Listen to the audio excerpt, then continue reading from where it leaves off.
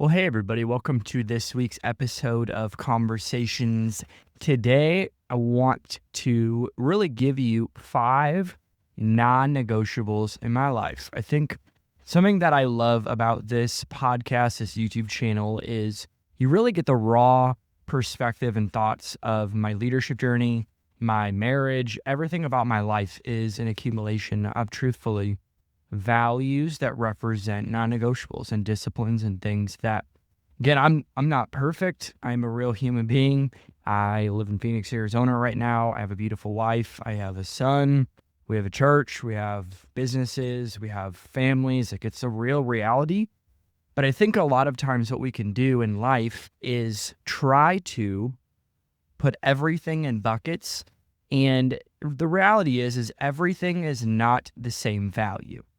That's just the reality. You can't put your relationships in the same buckets. There are things that are more important than others. And that's not to say that something isn't important, but there is a reality to things just being more important.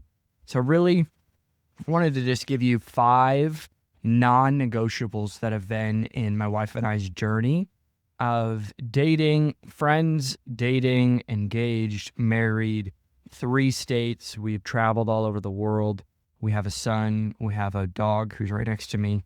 But truthfully, these are just things that are just non-negotiables. Not as a pastor, just as a human, not as an entrepreneur, a human. So number 1, personal devotion time.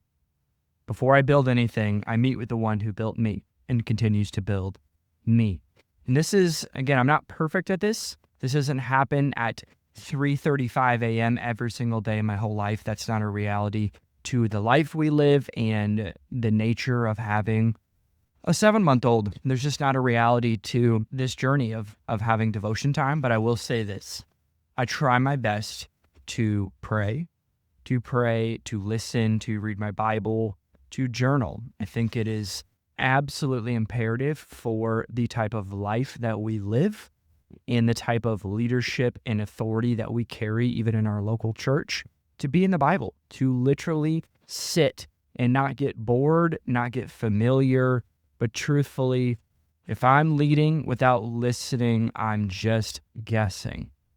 This is where I get filled, aligned, and obviously reminded that fruit only comes from abiding. John 15. It's really the life chapter. My journey of following Jesus has been John chapter 15. So my question and just submission to you is set it daily, have a time and a place, no negotiations. And if you can try your best to do the same time, I think Atomic Habits is an amazing book that helped me kind of frame the way I think about my personal devotion time and just my habits in general. But truthfully, I have personal devotion time. Number 2, non-negotiable, date night. My wife and I have had a date night every single week since the moment we started dating. We have not missed one date night in ever. And it's once a week. It's on the calendar. Our phones are away. We don't talk about church. We don't talk about business. We talk about our family, our marriage. And really, this is the health of my marriage is a reflection of the health of my leadership, which leadership to me represents a level of intentionality that it is on our calendar. It's 99% of the times Thursday nights. And we have a date night. It's literally never not happened. We had a pastor in our life one time say, date nights are expensive, but so are divorces. And I am committed to investing in my marriage more now than I did when we were dating. I date my wife. I love my wife. I believe that if I serve and love her, that there's a level of health that comes from that, which is a byproduct of us having a date night. Because you hear this a lot. My ministry is a reflection of my first ministry. And yes, my first primary ministry, by the way, is God. So we got through that. The second is my wife. And I will not sacrifice at home for public, for the influence in public, for the what comes with the grind nature of church. I'm just not about it. And take my title, take my position, take my authority, take my job. That's fine.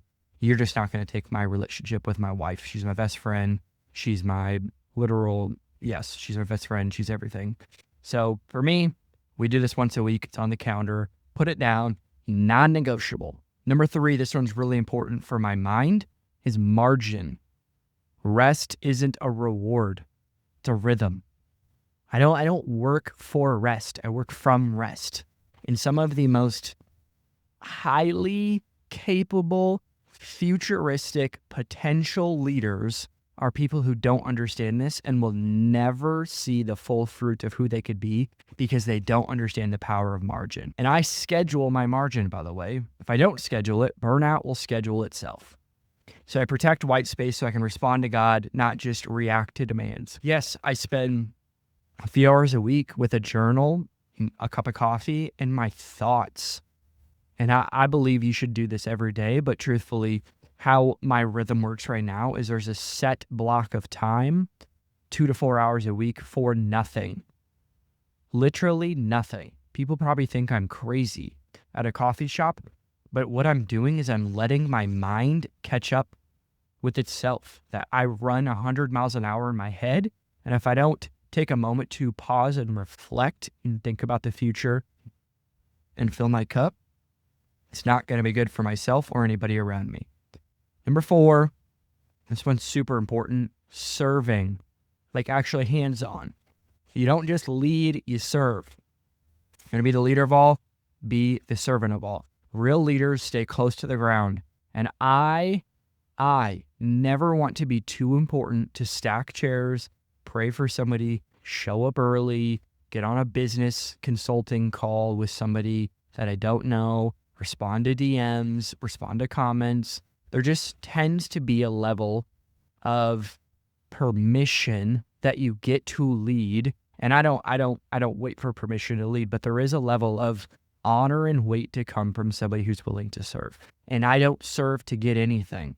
I literally serve because I fundamentally believe that every human being should serve someone and something else.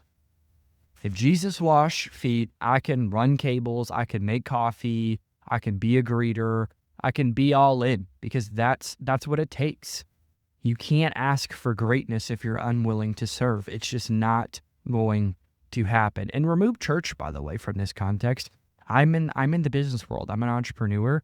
I'm trying my best to serve. I'm on a client call. I'm serving because I'm being intentional. So number 4, serving. And last but not least, Sabbath. When I talk about margin, this is different. This is a weekly evaluation and reset because reflection fuels correction. Every week I try to anyways, I look back so I can lead forward. And did I honor these, the 4 non-negotiables? Where am I off? What needs realignment? Where are my manufacturing energies? A question I ask all the time. Like where am I faking an excitement around? Because that is usually an indication that my heart is not in it. So 30 minutes, once a week, review, repent, and reset. Get ready for the next week because like you probably know if you are in ministry, Sunday's coming. Sunday's coming, no matter what. No matter what, you're going to have 52 Sundays every year to build a Sunday service that is worshiping God and building people. And I want to be at my best. I'm not going to be amazing, perfect every single Sunday. That's never going to happen. And it's not even a good mindset towards Sundays. But what I can do is do my best to reflect and grow every week because nobody else is going to grow for me. Nobody else is going to grow for you. Nobody else is going to serve for you. No one else is going to take your wife on a date night. No one else is going to do your devotional time. No one else is going to go to the gym, which I'm about to do right after this podcast. No one else is going to do that for you. And I believe if you want to be great, it takes discipline. And discipline is not something you're born with. Discipline is something you intentionally create in your life. And it starts with the simple things. So I hope this helped you. I tried to do something different today and truthfully just going through some things that are non-negotiable in my life. And there are tons of other things that are non-negotiables, but these are some that I think will add a ton of value to you. If you can, make sure to like, subscribe, maybe leave a comment of something that is a non-negotiable in your life. I appreciate you so much. We'll see you next week.